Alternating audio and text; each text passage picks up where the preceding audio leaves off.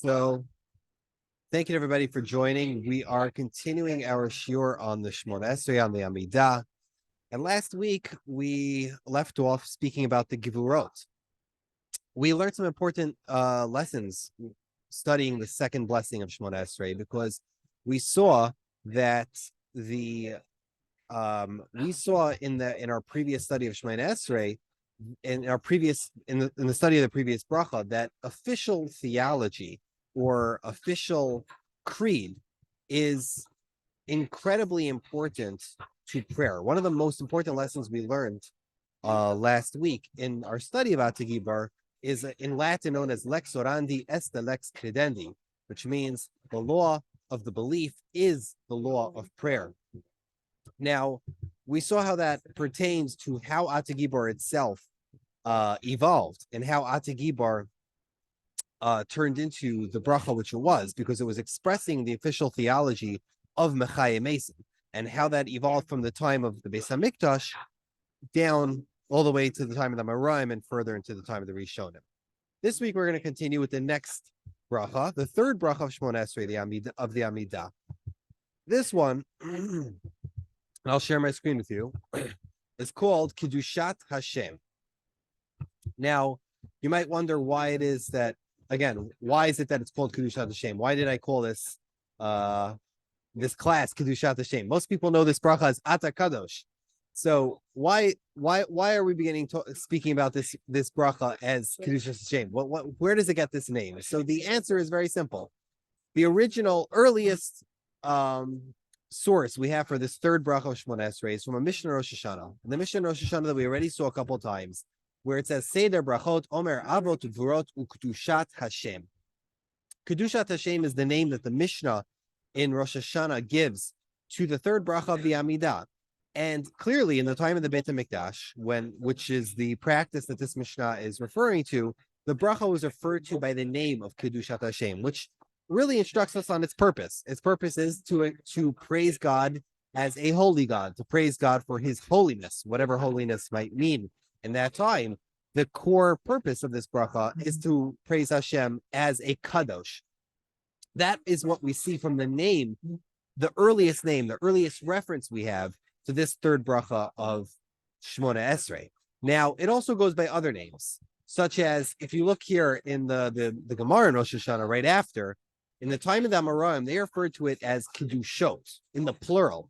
Now, we remember that Avot is plural for three fathers. Gevurot is plural because there were multiple Gevuros of Hashem, different ideas of strength that were mentioned in the original earlier brachos. But Kedushos would insinuate that there's multiple ways that we speak of Hashem as Kadosh in this bracha. Now, the modern version only has three. Atah Kadosh, V'shimcha Kadosh, V'toshim B'chol Yom Ya'alulu Chasela.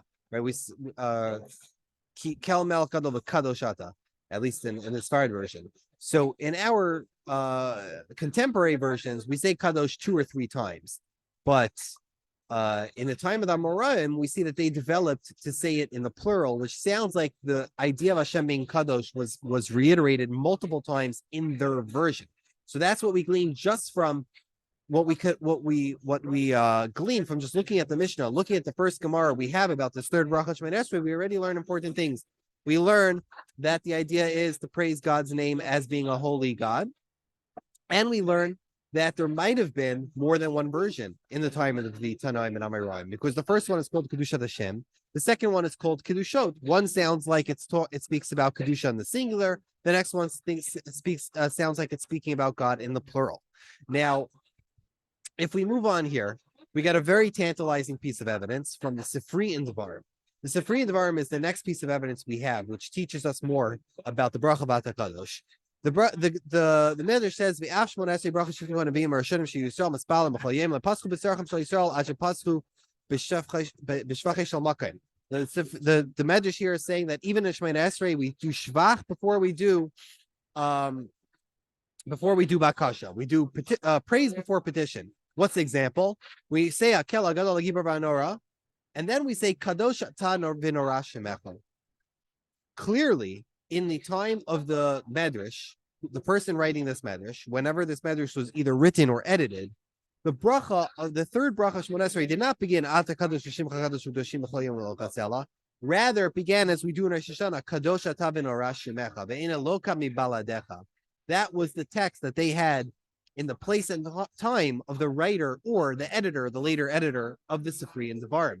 That's a very interesting clue, because this would tell us that perhaps that was the version. Maybe that was the version that was singular instead of plural. Kadosh Atah V'Norah Shemecha Ve'ena Loka Mibaladecha. It only speaks about Hashem's holiness one time, instead of saying Atah Kadosh V'Shimcha Kadosh multiple times. So that's a theory. It's very possible. It's exciting that we have a nusach, but with this information, we could develop at least. I'm going to move my thing to the side here. Just with the information we've just spoken about, we could glean three major nuschais of the Atah Kadosh that we're aware of today. So let's just take the information we just learned and let's summarize. The first we know about is Kadosh Atah V'Norah Shemecha Ve'ena Loka Mibaladecha. Baruch Atah Hashem HaKel HaKadosh, right? We know that already in the Bavli, as we're going to see, the ending was Baruch Atah Hashem HaKel HaKadosh. And we could suspect that only on Rosh Hashanah they brought a proof text. On Rosh Hashanah they would say, Kakatu Va'ikba Hashem Tzivakot B'Mishpat V'Hakel HaKadosh Nikdash B'Tzedakah. We would suspect that only on Rosh Hashanah people who said this version, ended with a proof text which spoke about God as being the God of righteousness and the God of judgment. And that's true. When we look in the Geniza, that's what we find. We find that in the Nuschais of Eretz Yisrael, in the versions of the third bracha Shmoneh Esrei that the people in Eretz Yisrael said, they said Kadosh Atah V'Norah Shemecha, and they didn't bring this proof text at the end. The next major version we know about is the one that most of us say today, Atah Kadosh V'Doshim B'Chol Yom V'Lo Chatzela. Some people end with Kikel Melech Gadol V'Kadosh Atah. This is important for two reasons. First of all, we know that the first bracha begins Baruch Atah Hashem. The second bracha is Atah Gibar. The third bracha would be Atah Kadosh, and the fourth bracha is Atah Chonem. So saying that the bracha starts with Atah would be, fairly logical.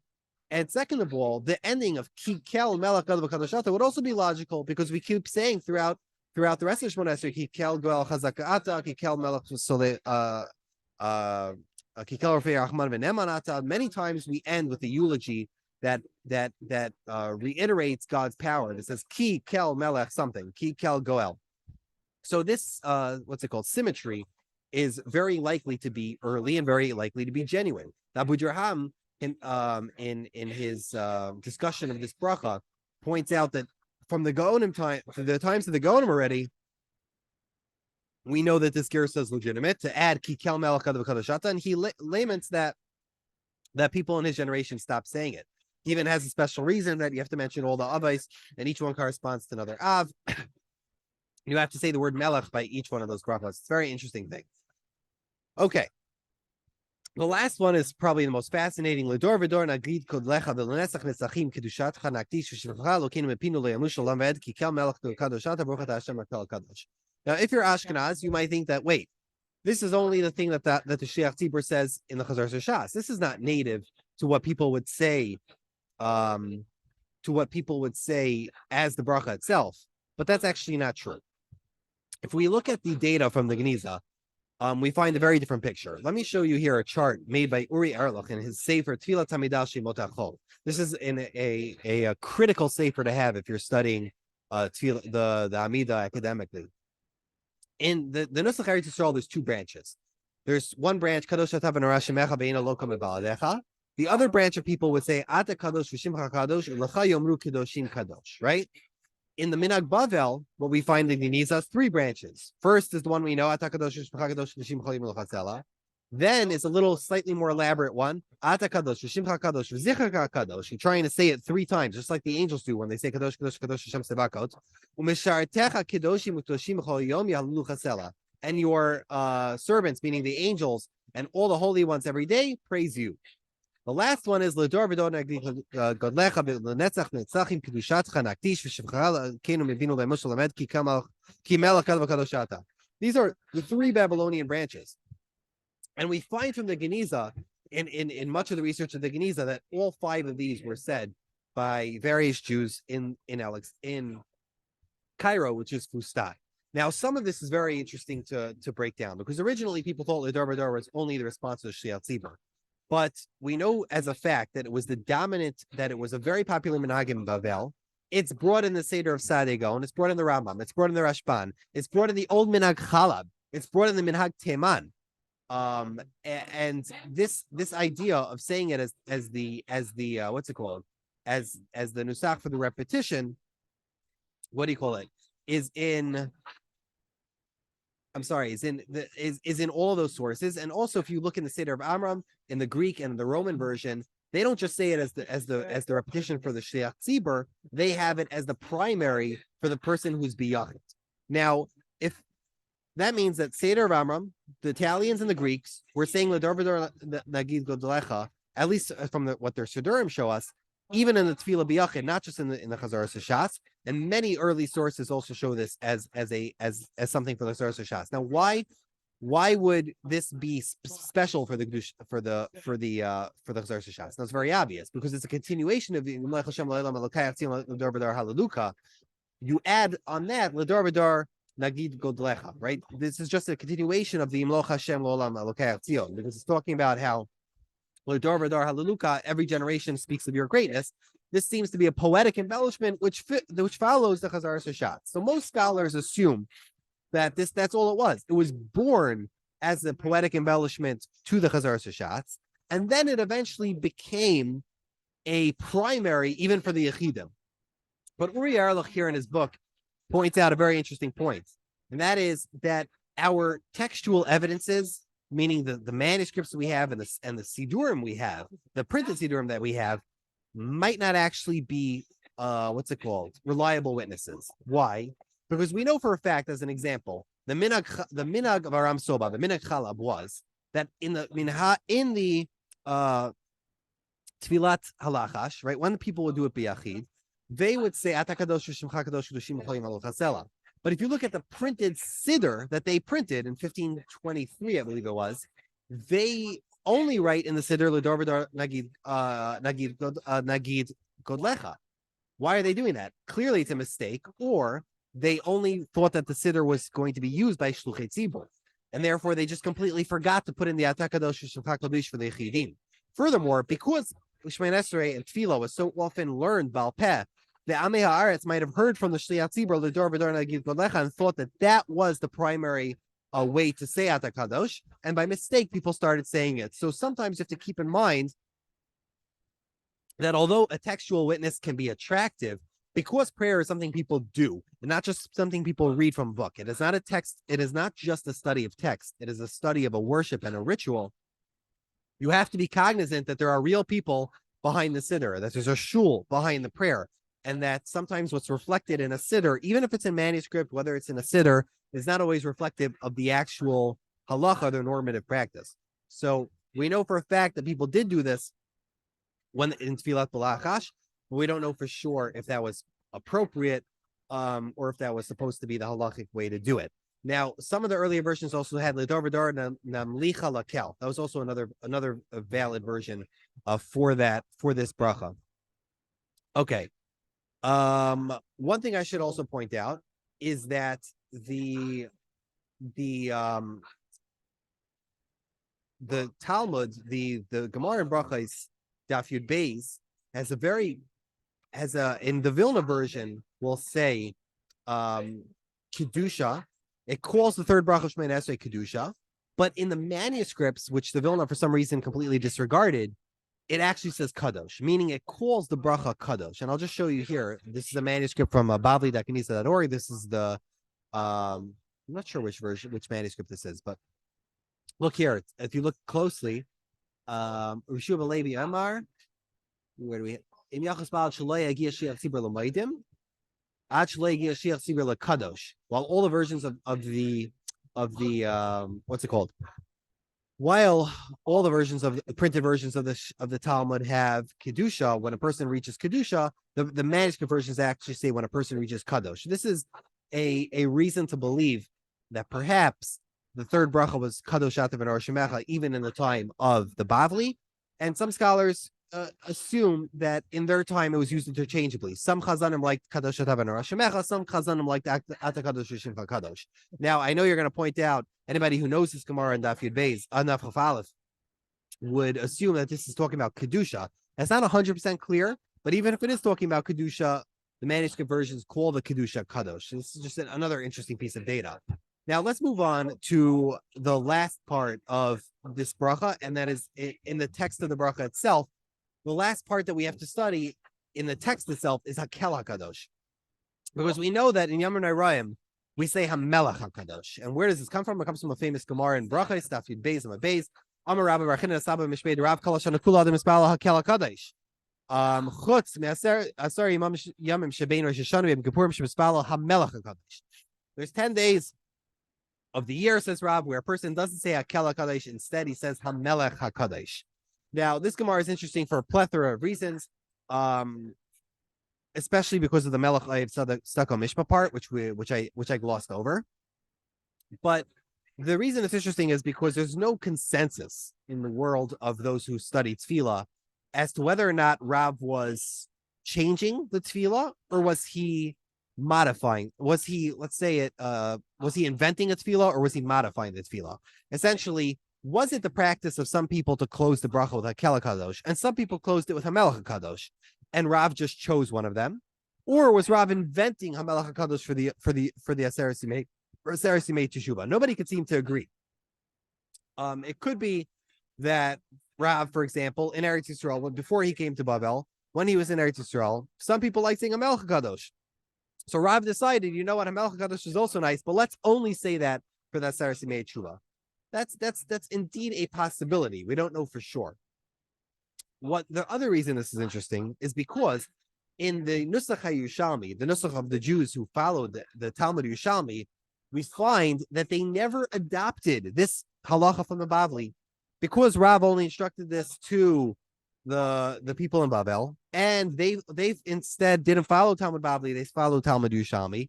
They never followed this halacha in all of the manuscripts for the Shemona Esreis of Yamin Rayim and the Aseret Simei Teshuvah. None of the Kehillites of Eretz Yisrael would ever say Hamelach HaKadosh. They would always say Hakel HaKadosh. This is one of the signifying marks that you know that you're dealing with a nusach of Eretz Yisrael. One other very interesting thing is that in the nusach of Eretz Yisrael, there were some people who would say Uvechein tein pachtecha and Aseret Simei Teshuvah.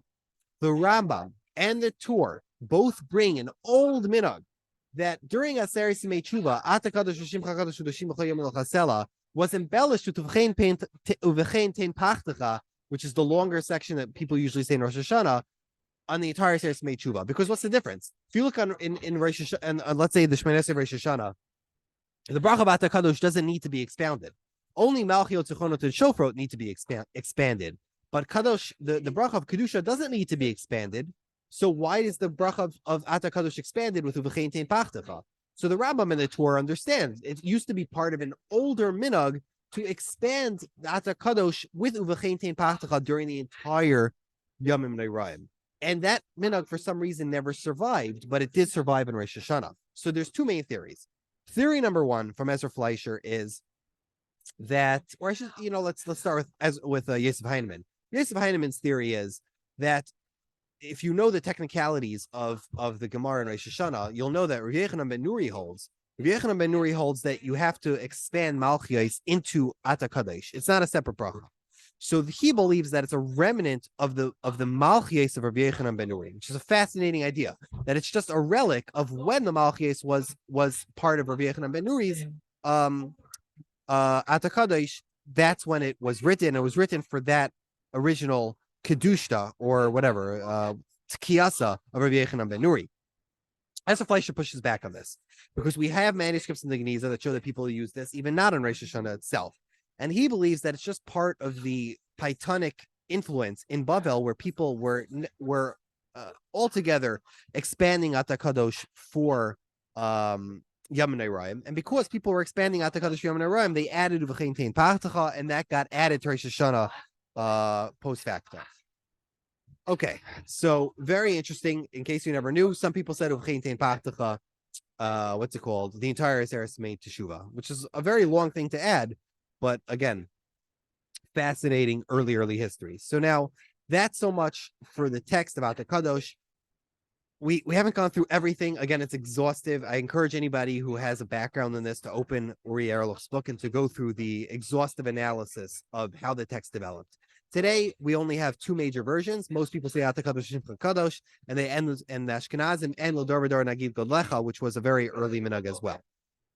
Very early and also attested to by many Rishonim. Okay, let's continue with the next major feature of the third Beracha Shemoneh Esrei. The third Beracha Shemoneh Esrei, as we all know, attracted particular attention in that this is one of the two places where there's a participation from the Kahal in the Chazar Shas. As we know, this section, when the Sheikh Tzibur repeats the Shemoneh Esrei, includes a portion called the Kedusha, which begins, depending on the Nusach, Naktishach V'naritzach, or Keter Yitunu Lecha, depending on the specific prayer that has the Chazar Shas. Now, why in the world would this bracha be chosen for the Kedusha? And how did the Kedusha develop? Those are two very important questions. What were the motivations behind this prayer? And what are the motivations for this prayer in perpetuity? What motivated people to compose it? What motivated people to continue saying it? So in our previous shir number 29, you should go back in time, I discussed the explicit history of the Kedusha. And if anybody wants the cliff notes, I would recommend pulling out the Sacred Bridge by Eric Werner at the end of the book, in I think pages 280 or so. He has a summary of most of the work that we did that I summarized in shir number 29 on the Kedusha. And that is that the history of the Kedusha is extremely complicated and extremely mysterious. And there's at least 10 different views as to exactly how the Kedusha developed. We have no time for all of them tonight, and I think we did a pretty good overview 11 shurim ago when we spoke about the Kedusha of the Yotzer. But some review is in order. So first of all, we have almost no information to verify the existence of the Kedusha during the time of the Tanaim and even during the time of the Amoraim. Our best evidence, let's say, from the Rabbanim, that something like a Kedusha existed is from a Tosefta, because we see the juxtaposition of Yecheskel and Yeshayahu, two psukim, in a Tosefta where it says, if Yehuda would answer with the Mavarech, Kadosh, Kadosh, Kadosh, Hashem Tzavachas Malach La'aretz Kavaydai, and Baruch Kavod Hashem Imakaydai. Right? Call Elu Hayir Yehuda Einam Mavarech. These are what Yehuda would answer with the Mavarech. Is it talking about Kedusha the Yetzer, and that's the Mavarech, or is it talking about Shemoneh Esrei, and that's the Mavarech? We don't know. Is it talking about a Kedusha? Is it talking about just his own participation? We don't know. What else did we see? We saw the Gemara in Brachos, Daf Chafal from the base. It says, a person who comes late to the basic necessity and finds that the Tzibur is already praying, if he is able to start and finish before they get up to Maidim, he should start praying. If not, he shouldn't start praying. If he could start praying before they get to Kedusha, he should start praying. If not, and he can't finish before they get to Kedusha, he should not pray. He should wait until they get to Kedusha, and then he should start praying. So this very much sounds like there is a Kedusha or something like Kadosh in the Shemoneh Esrei, but it gives us, this is from the time of the Amoraim, which is much later, in the 200s, and we also have no information about what this Kedusha, so to speak, is. Is it just the bracha of Kadosh, or is it an actual thing called Kedusha? We just don't know, and a lot of the data is very, very confusing. If we look at Jewish sources, if we look at Christian sources, a lot of the information is very confusing. But something like a Kedusha definitely existed in the 1st and 2nd centuries. We just don't know what. And the controversies around this are exhausting ad infinitum. We could barely scratch the surface of how much controversy there is about this. We know for sure that by the time of the Gaonim, there was a thing called a Kedusha, and it had the halachic structure that we're familiar with. But how exactly we got there, we can't know for sure. Now, let me just what's it called? Let me, when it comes to the Kedusha of the Amida, let's review some major opinions about specifically the Kedusha of the Amida in contradistinction to the Kedusha of the Yetzer. Some people hold that the Kedusha of the Amida, one major opinion was designed with the Amida itself, right? So this is something Ezra Fleischer believes. He believes that when Rav Gamliel designed the Amida, he designed into the Chazar Shashat the Kedusha itself. The major problem with this theory is that if that was true, it would appear in the Mishnah, it would appear in the Gemara, and there'd be a lot of halachic discussion about it. But in Shas, we find almost no halachic discussion about the Kedusha. This Gemara in the Chafal from Beis might be the only exception, if it is a discussion about the Kedusha Amida, and yet we find no discussion. If it was part of the actual construction and halachic construction from the beginning, where is it in Shas? Why is it not there? The next major,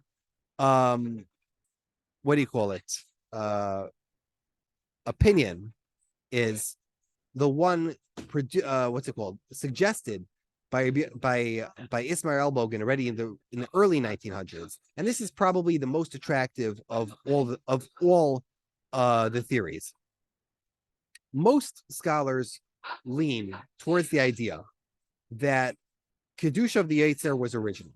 Kedusha of the Yetzer existed probably in the 1st century or even earlier in the time of the Beis HaMikdash.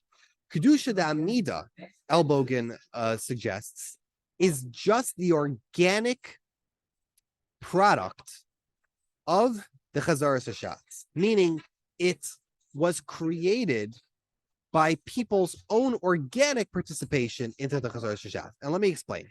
Let's go back a few slides. I hope I'm sharing my screen. Am I sharing my screen? Give me 1 second. Let me share my screen with you. If we go back a few slides, we'll look at Uri Erlich's version here, and you'll see two very important versions of the Kedusha. Look here. The version of Eretz Yisrael says, "V'lecha yomu kedoshim kadosh," and to you the angels will say kadosh. Right? When you end the end of the bracha like that, it almost begs the kahal to say ka'amor or kakatuv kadosh kadosh kadosh Hashem sebekot melach haaretz kevodo. And look at this other version of the Minhag Bavel. When we have Mishartecha Kedoshim, Mishartecha Kedoshim Ukedoshim B'chol Yomi Hallelu Chasela, this is almost begging the Kahal to reply Kadosh Kadosh Kadosh Hashem Sebakot Melach Haaretz Kevodo. So it would appear that what originally happened was, in their opinion, what in the opinion of these scholars that align with Elbogen, they believe that what happened was that the Shliach Tzibur would say something like "V'lecha yomru kedoshim kadosh," and the Kahal, in their exuberance to participate, because this was a very holy bracha, or a bracha that they felt very connected to for its holiness, they responded with what the angels would actually say. "V'lecha yomru kedoshim," to you, the angels would say "Kadosh, Kadosh, Kadosh Hashem Tzivakot Hashem Melach Haaretz Kevodo," and that developed into Ka'amor, Kakatuv, as it says, and more proof texts. That's a major and very attractive theory, and that would align with the Tosefta, because if that is true, that's what Rabbi Yehuda is saying. Rabbi Yehuda was Oine, Imam Mavarech. Rabbi Yehuda would answer with the Mavarech, Kadosh, Kadosh, Kadosh Hashem Sebakas Melchas Kavayde, and Baruch V'ed Hashem Mekaymai, because he was adding a proof text to the Shliach Tzibur. He was saying Ka'amor, Kakatuv, as the pasuk says, this is what the angels say to Hashem, and that is how holy Hashem is. It's a very attractive idea, especially in light of the Kedusha. One could go even further and say that since the version of Kadosh Atah V'Nora Shemecha doesn't say anything about the Malachim, it could be that version was used by the Shluchei Tzibur who didn't like the whole Malachim business. Meaning there were some Shluchei Tzibur who liked the idea in the 3rd bracha of Shemoneh Esrei of speaking about how the Malachim praise God's holiness. But some Shluchei Tzibur, some Chasanim, didn't like the idea of speaking about angels in a blessing, which was the Jewish people to God. Therefore, they left it out, and instead they said Kadosh Atah V'Nora Shemecha, and they didn't say the name of Hashem 3 times in the bracha as other versions of the bracha do. So, since this is such an ancient Nusach, we cannot know for sure. But that's just a very interesting, a very interesting idea or guess for the ancient origins of the Kedusha. Now, we're going to get to Rudolf Otto in a second. But one tangent I have to go on is a tangent, and there's not going to be any slides for this, but that is just a tangent about the Merkava mystics. You see, in 1893, a man named Philip Bloch dropped a tremendous expose or article, let's say, where he broke ground in disclosing and unveiling the world of the Merkava mystics, or the Yardei HaMerkava. And these were a group, in his view, a group of Gaonic era Jews who believed in a Kabbalistic mystical system where God as a Godhead is enthroned in the seventh heaven, surrounded by his angels in the seventh heaven, sitting on a special throne, and one could ascend to the seventh heaven with a form of chariot. So this mystical system, as complex as it is, in his view, was very important to a mystical movement known as the Yardei HaMerkava. Rav Hai Gaon speaks about them. These are people who would do meditations and ritual acts. They would do meditations in order to have a Maisa Merkava, a vision of the chariot, and reach an ecstasy of being able to see and relate to God in the seventh heaven.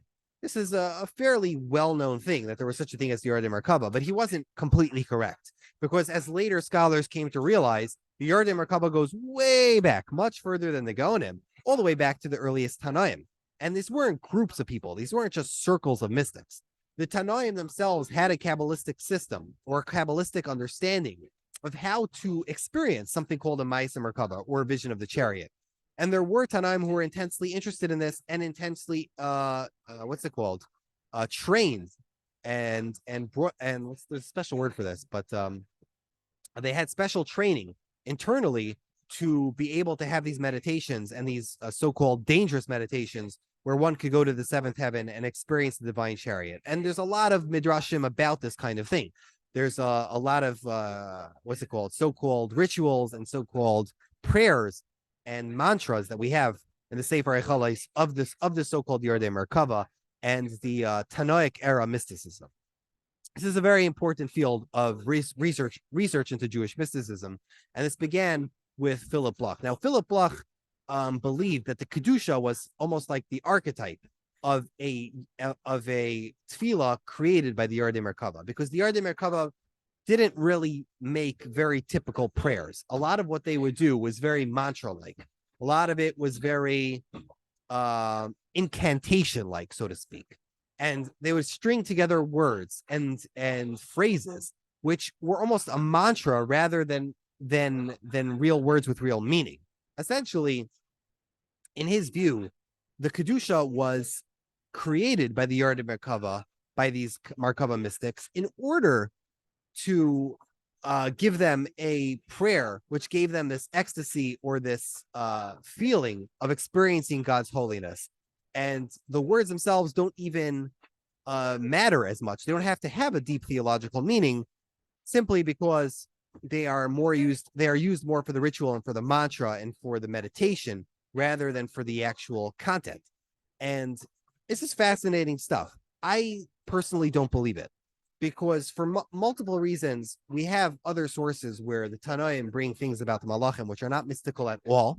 And as we already saw, it is very possible that the Kedusha developed organically as a response to the Shliach Tzibur, rather than as something external from specific circles of Jewish pietists or Jewish mystics. It is not impossible, and it is indeed possible, that the mystics themselves, the Chasanim themselves, who were into the Kabbalah of the Merkava, expanded the Kedusha and made it more important. But it is not necessarily true that the Merkava mystics were the genesis and were the composers of the Kedusha prayer itself. That I am not inclined to believe. That's my personal opinion. Now, one thing that is really important to take away from this is, I will have to continue upstairs. I'm going to pause the recording. Okay, to anybody following the video, sorry for the confusion. I just had to continue in the office because we were beginning our Vit, and I really want to finish these last points. One of the most important things that we learn from this idea of studying the Kedusha as being created by the Merkava mystics is this idea that the Kedusha, like other prayers, is not necessarily one that has a theological message. While last week we spoke about how last week we spoke about how Atah was very much a didactic or an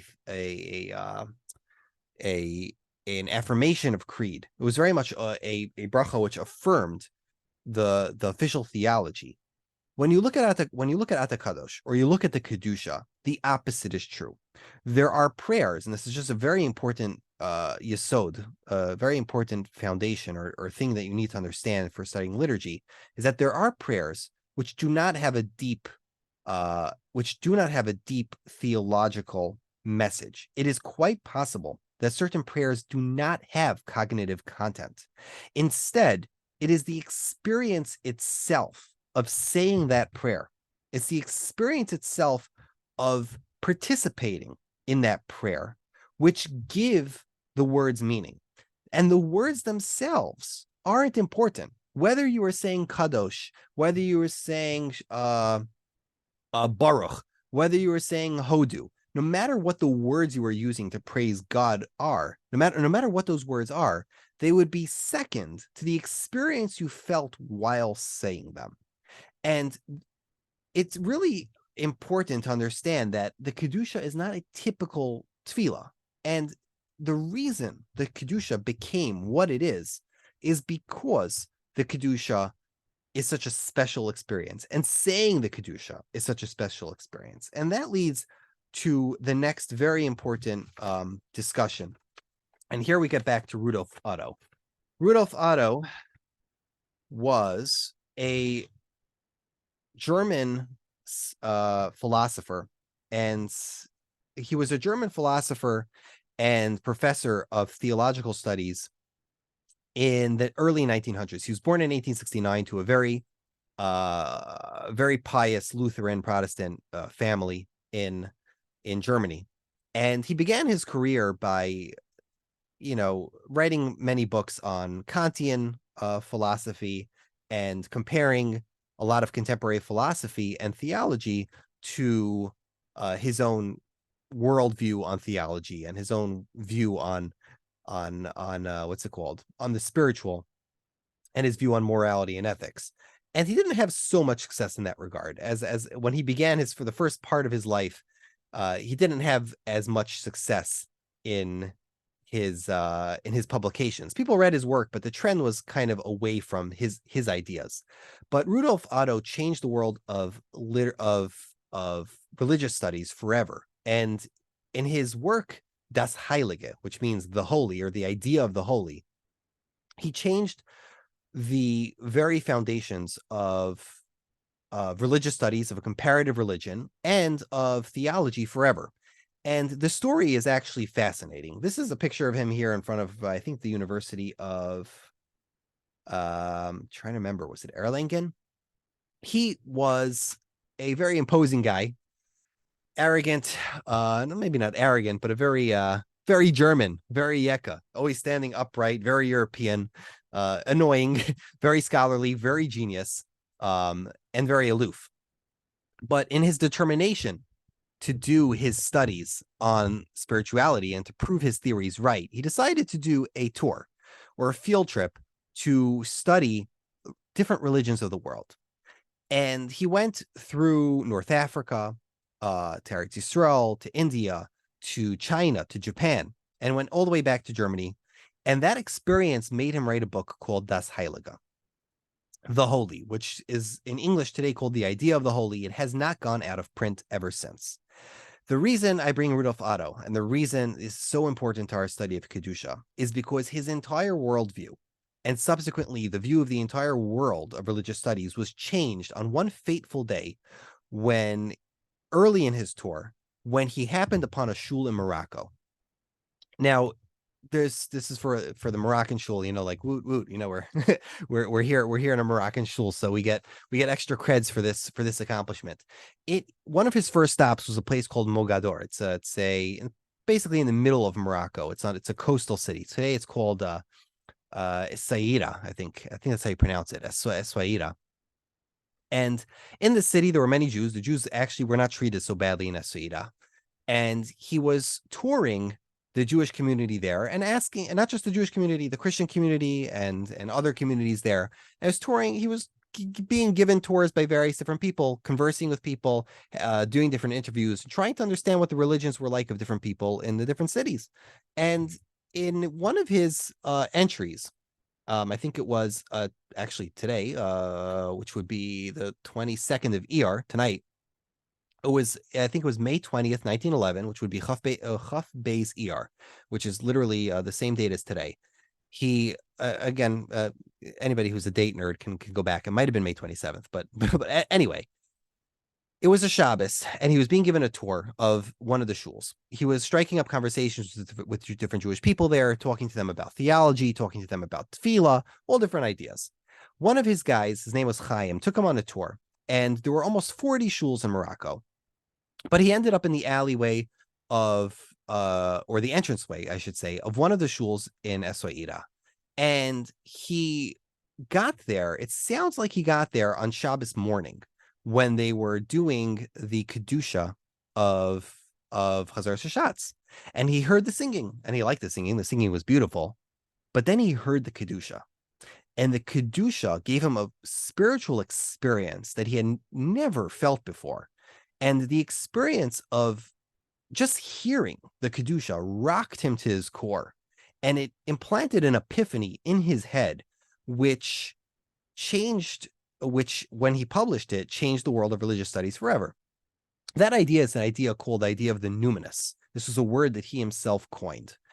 You see, previous to Otto, most of the scholars of religious studies were trying to secularize religion, or the experience of the sacred or religion.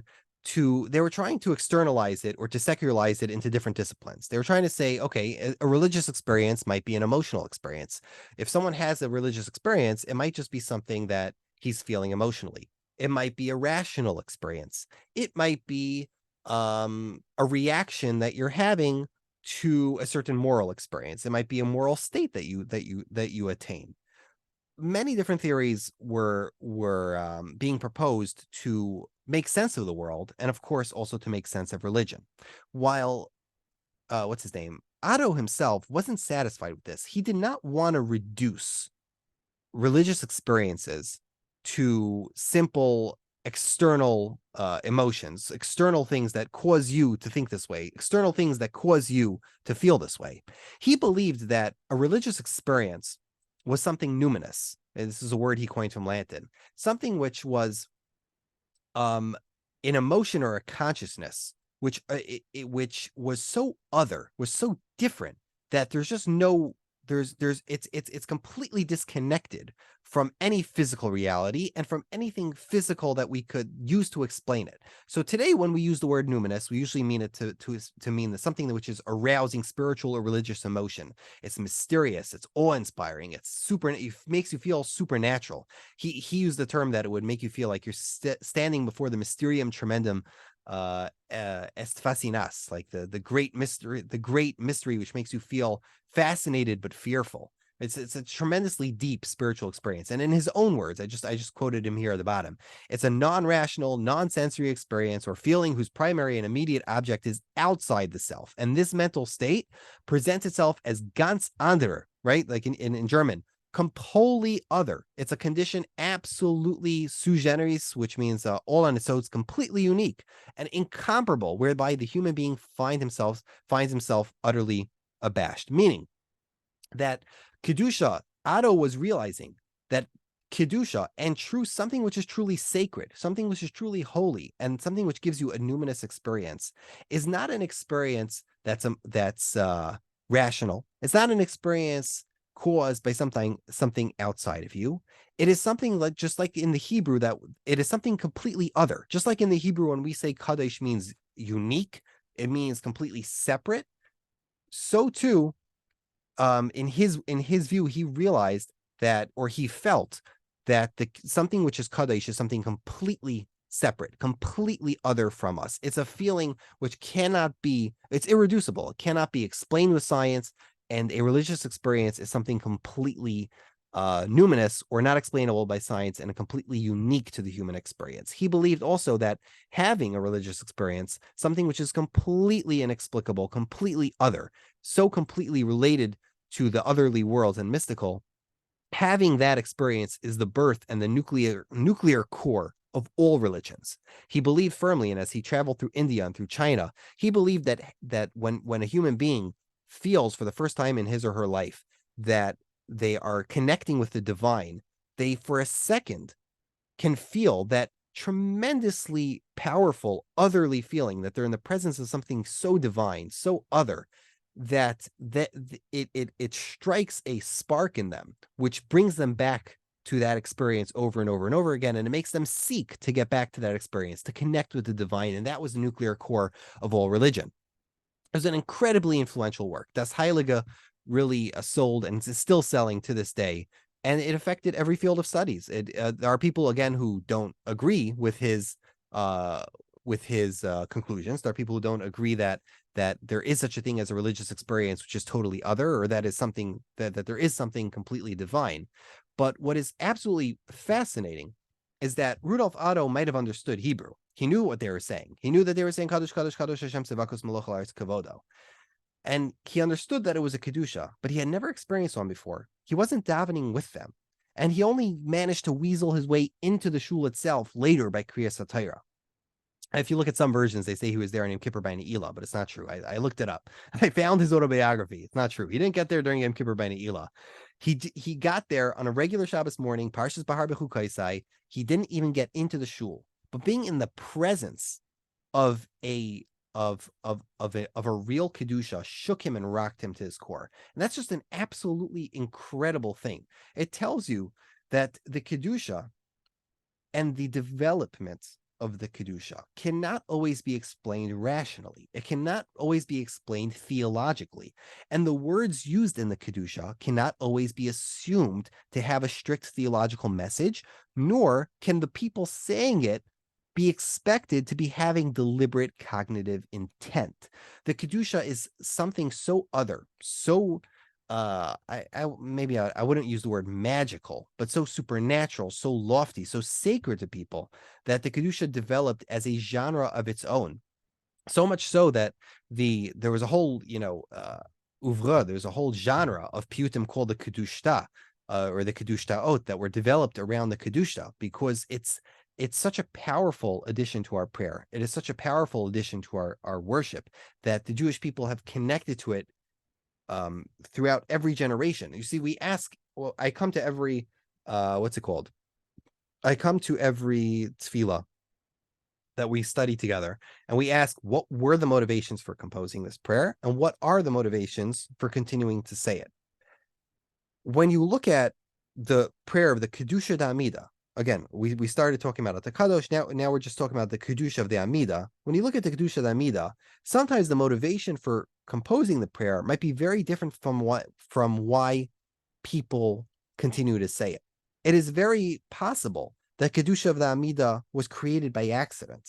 It's very likely that it was just a proof text or a audience participation that led into the Chazar Hashatz. However, the mere experience of this worship, the mere experience of participating in sanctifying Hashem's name by shouting Kadosh, Kadosh, Kadosh 3 times, that mere experience is the motivation, the feeling of divinity that people have when saying Kedusha might in and of itself be the impetus and the real motivation for what birthed the Amida, for what birthed the Kedusha of the Amida, and what created it as a part of our tefillah system. So yes, the origins of the Kedusha Amida are very obscure, but we should not ignore how Kedusha makes one feel in our study of the tefillah, because we're not just studying a text. We're studying not just a thing that people read. We are studying a thing that people do and a thing that people feel. And if one is to try to ask questions and develop answers about how the Kedusha of the Amida, whichever one you're studying, whether it's the Keter or the Naktishach, how it's formulated or how it's worded, you have to keep in mind how those words make somebody feel. Is it let's say, for example, in the Kedusha Yosef, we say Hashem, Hakel, Hamelach, Gadol, Hakadosh, Hagibar, Ganol, Kadosh Hu, Amlechim, B'Shavachim, Maritzim, Magdishim, Mamlechim. Right? You say over and over. You say words that might be mantra-like, that can bring a person into that state of feeling, even though you don't need to say those words so many times, but because they fit and because they pattern. These are sentences of patterns and sentences which can make people feel something. They might have been added in there for that reason. Okay, so just to recap, we started this year talking about the earliest sources for the third bracha of Shemoneh Esrei. We looked at the names of it, like Kadosh, Kedusha, Kedusha Hashem, Kedushot. We studied how those titles for the bracha might be indicative of the earliest versions we have, like Atah Kadosh or Kadosh Atah Benor Shemecha or L'Dar V'Dar Namlicha Lakel. And we studied all the various nuschos of the Atah Kadosh. Then we moved on to study Hamelach HaKadosh, and we pointed out how the Nusach HaBavli was to say Hamelach HaKadosh. The Nusach HaYushalmi was not to say Hamelach HaKadosh. They would only say Hakel HaKadosh during the Seir Simei Tshuva. We learned that some communities would say V'chein Tein Pachtecha even on the Seir Simei Tshuva, not just Rosh Hashanah.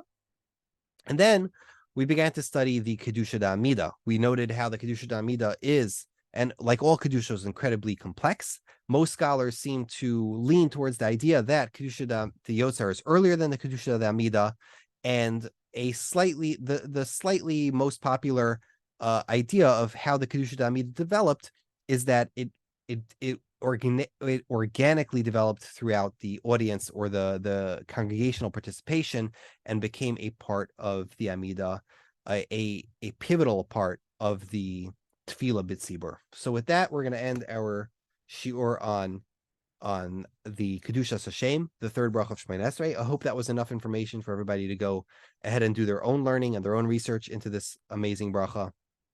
And we will, B'ezras Hashem, continue next week with the bracha of Das. Wait, if I think about that again, if you're still listening to the podcast, next week I think is Erev Shavuos, is the last week before Shavuos. So maybe we're going to do a Shavuos theme class.